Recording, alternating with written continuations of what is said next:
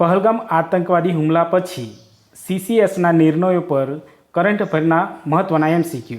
પહલગામ આતંકવાદી હુમલા પછી ભારત સરકારે કઈ જળ સંધિ સસ્પેન્ડ કરી? તો જવાબ સિંધુ જળ સંધિ. Question number 2. પહલગામ હુમલાના ઇમિડિયેટ પગલે ભારત પાકિસ્તાન વચ્ચે કઈ સીમા ચેકપોસ્ટ બંધ કરી? જવાબ અટારી. Question number 3. પહલગામ હુમલા પછી ભારતે પાકિસ્તાનના કયા પ્રકારના સલાહકારોને વિદેશ જવા કહ્યું? જવાબ સૈનિક સલાહકારોને. Question number 4.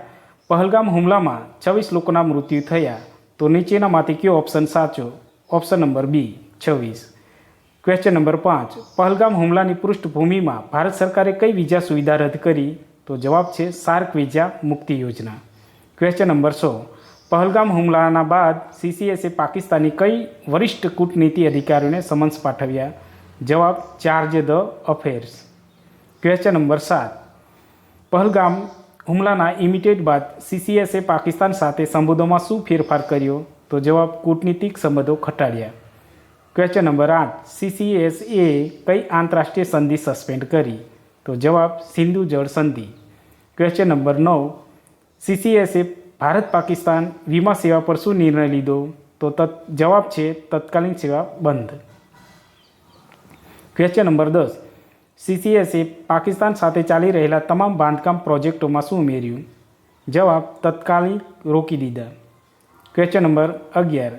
CCSએ આંતરિક સુરક્ષા મજબૂત કરવા માટે કયો નવો પોલીસ બટાલિયન ગઠિત કર્યો? જવાબ new Ayushman police battalion. Question number 12. CCSએ આતંકવાદી પરિસ્થિતિ સમીક્ષા માટે કઈ વિશેષ ગૃહ રચના સ્થાપી? જવાબ terror situation review group TSRG. Question number 13. CCSએ આતંકવાદી નાણાકીય પ્રવાહ રોકવા માટે શું ઉમેર્યું? જવાબ online fund flow monitoring. Question number 14. CCSએ કઈ સંસ્થા સાથે ગુપ્તચર માહિતી વહેંચવાની મજબૂરી મૂકી? જવાબ આંતરરાષ્ટ્રીય ગુપ્તચર સંસ્થા. Question number 15. CCSએ સાયબર સુરક્ષા માટે શું આદેશ આપ્યો? જવાબ સાયબર ફોરેન્સિક લેબ સ્થાપવા માટે.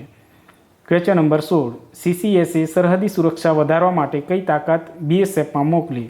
જવાબ રિઝર્વ બટાલિયન. Question number 17.